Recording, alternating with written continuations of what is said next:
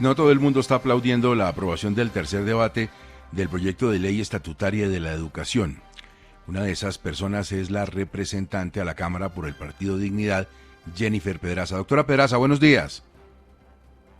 Hola, buenos días, Gustavo. Un saludo para ti, para la mesa de trabajo y para toda la audiencia. ¿Y usted por qué se ahorra los aplausos? Bueno, Gustavo, lamentablemente, digamos que en una preocupación, que es lo que últimamente yo leo del gobierno, a quien solamente le interesa sacar los titulares en donde sus proyectos sean aprobados en el Congreso y no el contenido de lo que efectivamente proponen y avalan, pues lo que ha terminado recogiendo esta ponencia de la Ley Estatutaria de Educación es francamente regresivo y recoge gran parte de las cosas contra las cuales nos hemos movilizado en el pasado estudiantes, profesores, académicos y académicas de la educación, y por eso yo no puedo guardar silencio. El propósito inicial de esta ley estatutaria era definir como derecho fundamental la educación, cosa que hoy ya, digamos que opera gracias a la jurisprudencia que la Corte Constitucional ya ha emitido al respecto y gracias a los tratados internacionales que Colombia ha firmado, en particular con Naciones Unidas, frente al bloque de derechos económicos, sociales y culturales. Pero digamos que me parecía igual un avance porque era concretarlo en una ley estatutaria con algunos desarrollos adicionales. Sin embargo, para poder, mejor dicho, para conciliar con el Centro Democrático y el Pacto Histórico, pues acaban de incluir elementos que desde mi perspectiva son francamente críticos. Por ejemplo, meter en la misma bolsa la educación para el trabajo y el desarrollo humano, que en algunos casos no es educación formal, es decir, que no requiere que las personas se gradúen de 11 para acceder a un programa, por ejemplo, de formación en oficios muy dignos y muy importantes, como los programas del SENA, pero diferentes a la formación universitaria y formación, por ejemplo, de posgrado, maestrías, doctorados. Todo esto termina metido en la misma bolsa de la educación terciaria que plantea el proyecto, pero además no es solamente lo que se incluye, Gustavo, sino lo que se elimina de la redacción del proyecto, cosas muy importantes como, por ejemplo, que la principal prioridad en materia de financiación de parte del Estado colombiano es con sus propias instituciones, con las instituciones oficiales, es decir, con colegios públicos y universidades públicas. Entiendo quizás la prevención de algunas universidades privadas, porque hay que decir que este gobierno ha sido errático en anuncios, por ejemplo, que han pretendido acabar con el ICETEX, cosa con la que yo nunca estaría de acuerdo, pero de ahí a negar que la prioridad del Estado colombiano tiene que ser la financiación de los colegios públicos y de las universidades públicas, antes que la financiación de las instituciones privadas, del bolsillo de los impuestos de los colombianos y de las colombianas, pues para mí es un franco retroceso. Entre muchos otros elementos que yo creo que son críticos en materia de autonomía, incluso libertad de cátedra, que el proyecto de ley restringe, planteamientos, elimina los componentes, por ejemplo, de educación sexual, de educación en civismo, en derechos humanos, cosas que realmente me parecen esenciales e importantes. Representante, ¿esta propuesta de reforma del gobierno acaba con la autonomía educativa, con la autonomía universitaria? No, nunca, ni en la primera redacción ni en esta tercera redacción había una afrenta en contra de la autonomía universitaria desde mi perspectiva, porque la Corte Constitucional en varias sentencias ha desarrollado de qué manera se concreta la autonomía universitaria. La autonomía no es un concepto abstracto y ya, sino que se concreta en mecanismos, por ejemplo, de autonomía presupuestal, de autonomía administrativa, y ese tipo de planteamientos hay que protegerlos. Pero hace poco acá en Colombia estábamos teniendo en Bogotá unas protestas de parte de estudiantes, profesores e incluso exrectores, por ejemplo, de la Universidad del Rosario, denunciando que había malos manejos con los recursos de la financiación del derecho fundamental a la educación, porque así estamos hablando de universidades privadas, pues la ley en Colombia prohíbe, por ejemplo, el ánimo de lucro y plantea unos requerimientos en materia de transparencia que hay que decir que se flexibilizan en este nuevo proyecto de ley estatutaria, lamentablemente. Pero aquí los profes y los estudiantes estaban diciendo, oigan, es que la Universidad del Rosario están nombrando personas que no tienen experiencia académica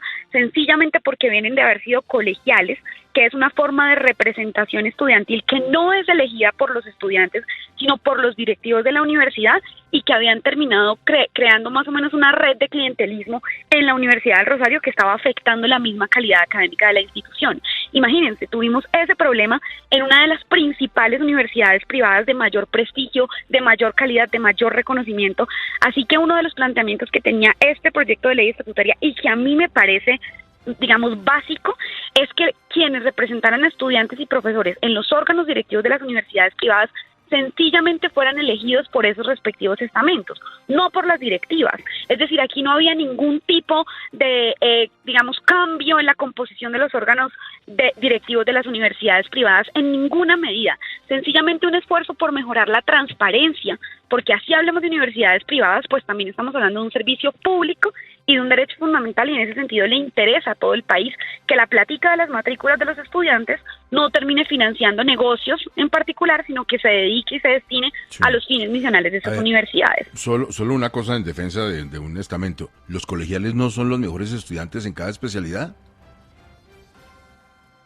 No tengo claridad sobre su desempeño académico, lo que me han dicho mis compañeros del Movimiento Estudiantil del Rosario, y bueno, ahí tendríamos que aclarar, es que son elegidos en particular por las directivas de la universidad y que tienen una serie de beneficios, y bueno, yo no voy a entrar a discutir cómo deberían organizarse. Lo digo, mire, ¿sabe qué? El doctor Hernando Herrera, nuestro colega de la mesa, el abogado, es rosarista. A ver, cuéntenos, sáquenos de la duda a todos, doctor Herrera. Mire, representante Jennifer, que yo tradicionalmente he estado de acuerdo con usted en muchas cosas, pero sí tengo que diferir en lo que hace la Universidad del Rosario por lo siguiente. Esa nominación, como usted señala, de escoger los mejores estudiantes para que ellos a su vez escojan al rector, no es de ahora, lleva más de 300 años, es una institución consolidada a ese respecto, y se escogen desde luego los mayores promedios para efectos de que se privilegie esa aristocracia intelectual, por así decirlo, lo que no quiere decir, en eso último sí nos podemos acercar, en que se requiera que esa institución haya que de alguna forma actualizarla después de 300 años para hacerla más participativa, pero no podría, desde luego, siendo yo egresado de la Universidad del Rosario, dejar pasar ese comentario por alto. Más allá de eso, quiero hacerle esta pregunta: en lo que hace de este proyecto de ley, ¿se desprotege precisamente a la universidad privada? ¿Va en contra de la universidad privada? El Rosario, la Javeriana, los Andes, la Pontificia Bolivariana, la Santo Tomás, la San Buenaventura, la del Norte, etcétera. Yo sería la primera que se pondría a un proyecto de ley estatutaria que atacara la educación privada, porque al día de hoy hay que reconocerlo, más de la mitad de la cobertura que existe en Colombia la garantizan las instituciones de educación superior privadas,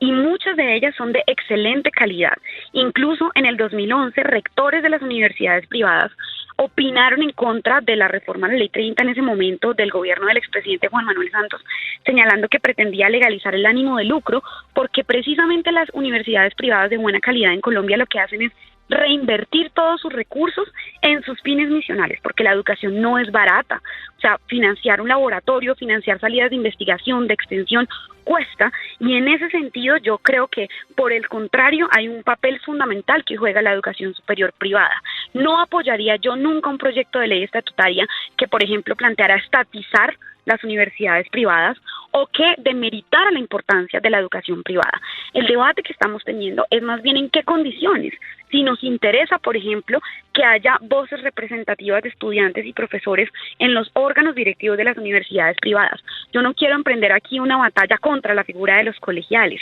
Lo que plantean, lo que he recogido un poco de la preocupación de estudiantes y profesores, es cómo mejoramos esa representación y esa vocería de estudiantes y profesores, porque termina siendo fundamental para garantizar la transparencia en los manejos de los recursos de las universidades privadas, claro, y en algo esencial que define la ley, y es que no exista ánimo de lucro. Esto implica, por ejemplo, que puedan tener acceso esos miembros de esos órganos directivos elegidos por estudiantes y profes,